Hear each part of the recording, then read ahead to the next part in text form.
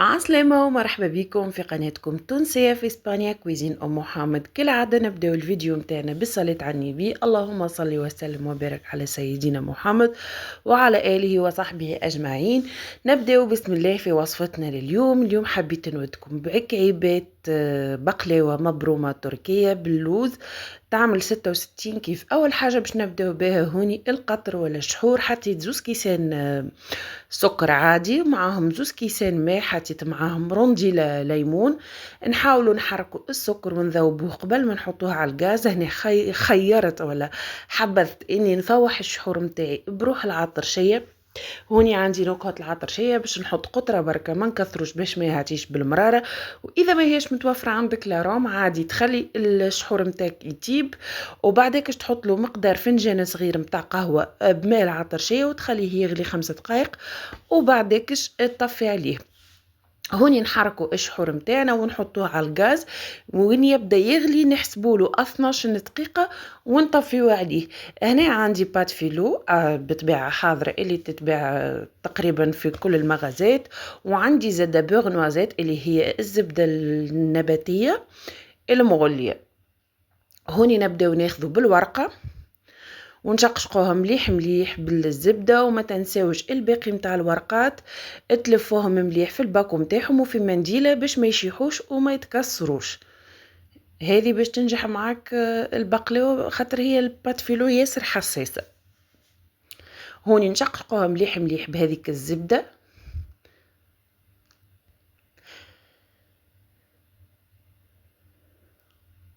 ونلفوه شويه الورقه تقريبا هكا لفه صغيره مش برشا كيما باين في الفيديو.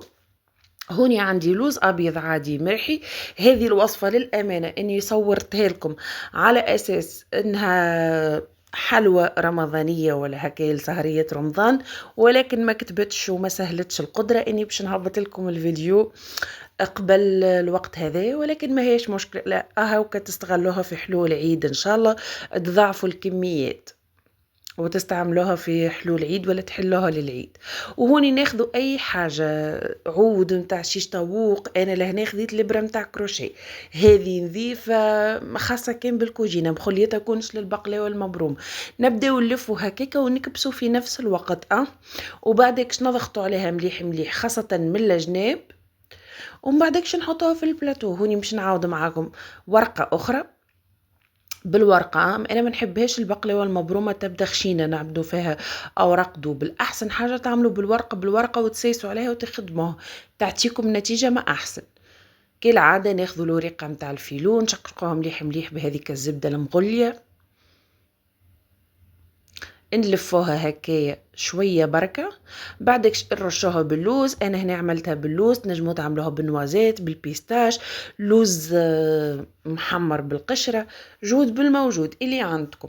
اذا عندكم الجوزه تجي قويه شويه ماذا بكم تخلطوها مع اللوز ونعاودوا هكاكا نلفوا بنفس الطريقه، نلفوا ونكبسوا في نفس الوقت.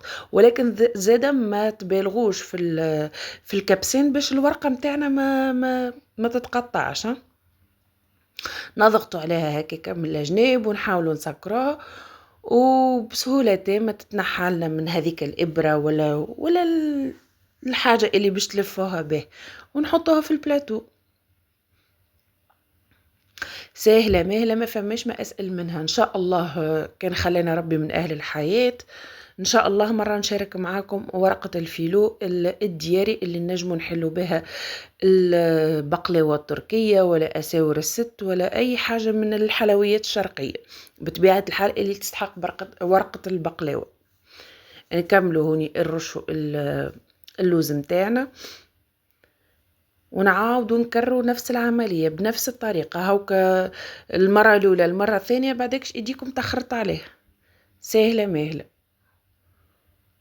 شفتوا هنا الورقة تقطعت ما هيش مشكلة نلفها ونواصل العملية. مهم انه هذيك التقطيعة ما تكبرش يعني باش اللوز متاعنا الكل ما يخرجش على بر.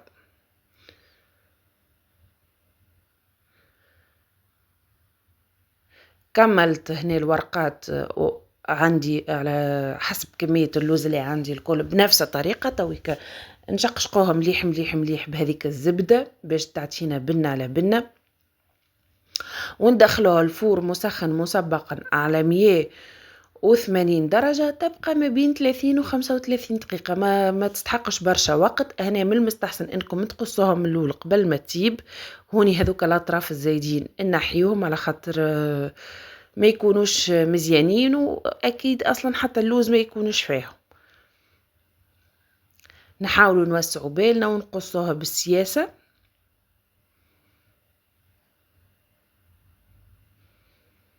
وكما قلت لكم الفور يسخن على 180 درجة، يشعل من فوق ومن اللوطة. الفونتيلاتور ما هيش لازمة في الوصفة هذه.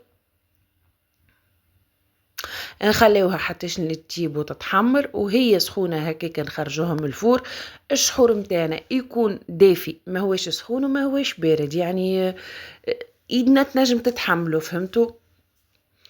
ونشقوها مليح مليح حتى لين تتشرب باش تجينا مشربة بالكدا.